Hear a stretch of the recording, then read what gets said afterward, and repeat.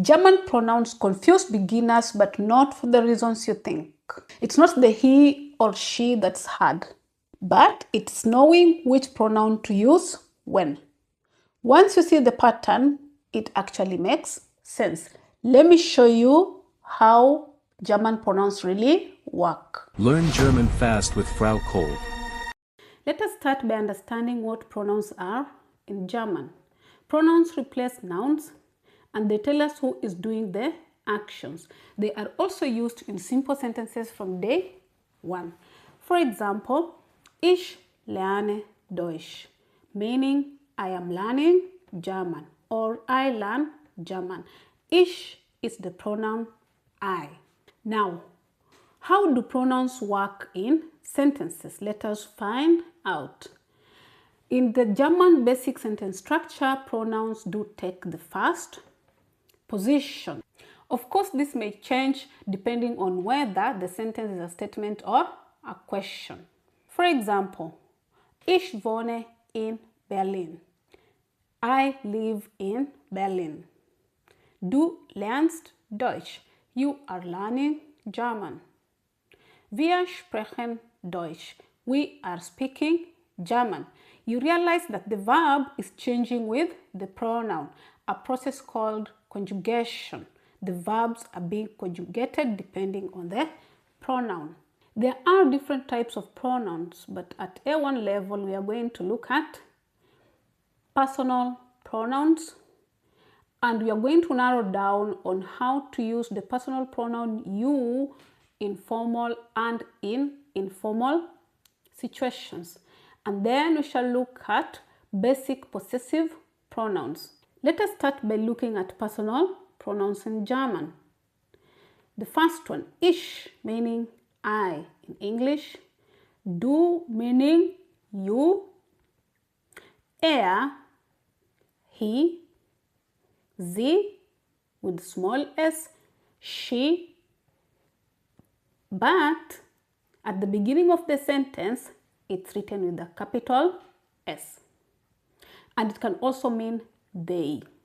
Es, it, wir, we, ihr, you, plural. And then we have sie with a capital S.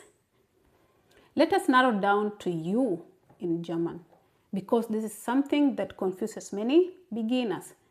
You in informal situation, we use du, and it's used for one person.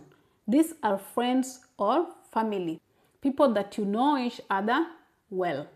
Then we have ihr.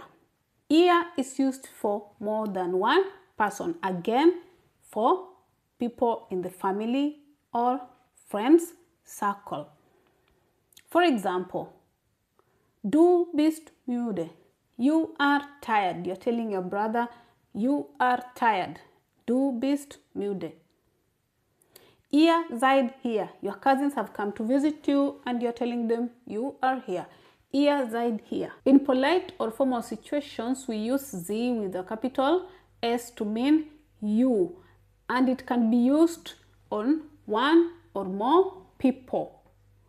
For example, Sie sind pünktlich to mean you are punctual, and this is applicable to whether you are referring to one person. For example, your boss has just arrived and you're telling him or her Sie sind pünktlich, or your co-workers just arrived on time and you're telling them you are punctual.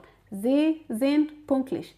In other contexts, this sentence can also mean they are punctual. We use sie in areas like shops, offices, and with strangers. Now let us look at possessive pronouns in the nominative case. Possessive pronouns are pronouns that indicate possession of something, and they always change depending on whether the object in possession is masculine, feminine, neutral, or plural. For example, mine means mine, but referring to a masculine object in possession. Meine also means mine, but referring to a feminine object in possession. Neutral, for a neutral object in possession, we also use mine. Dine means yours, same as deine. Sein means his. Ihr means has. Er and es use the same form of the possessive pronoun. We use unser to mean ours, unsere to mean also ours, but referring to a feminine object in possession. Euer means yours, plural. Ihr means also yours, but for a formal situation. Ihre means also yours, but referring to a female object in possession. You realize that the masculine and neutral objects use the same form of possessive pronouns. For the plural that I did not indicate, they adopt the form of the feminine possessive pronouns with ending e. What are the common mistakes that beginners make with pronouns? Forgetting verb endings. For example, mein Bruder heißen Lukas instead of mein Bruder heißt Lukas. The second mistake, using du in formal situation. The third mistake is mixing sie with small s and sie with capital S. The fourth mistake is using English word order. For example, ich mache Sport heute instead of heute mache ich Sport. Let's find out if we have understood the lesson by trying out an exercise. Fill in the gaps with the correct pronoun. Dash, bin zu Hause, first person, I. Number 2, dash, trinkst Wasser, second person informal. What do you think fits in the gap?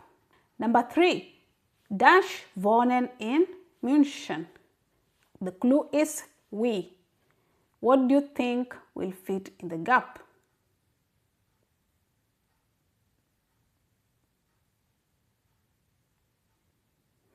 Possible answers. Number 1, ich. Ich bin zu Hause. I am at home. Number 2, du trinkst Wasser. You are drinking water. Number 3, wir wohnen in München. We live in München. Let's look at another exercise. Make full sentences from the words given. We have essen, pizza, and wir. What sentence can you make from these words? Then we have sie, we have hier, we have wohnen. What sentence can you make from these words?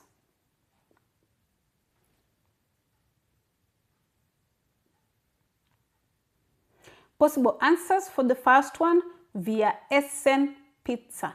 We are eating pizza. Sie wohnen hier.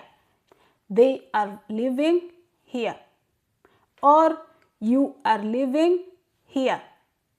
To speak more confidently, you can learn the following: sentence structure, including the verb position, present tense verbs, articles, der, diders, and asking simple questions. For example, wie heißt du? Danke fürs Lernen. Thank you for learning and see you in the next lesson. If you enjoyed this lesson, don't forget to give the video a like, subscribe to the channel, and leave a comment. You can click on the link in the description to access more A1 lessons, practice with A1 exercises, and many more. Until next time, bye.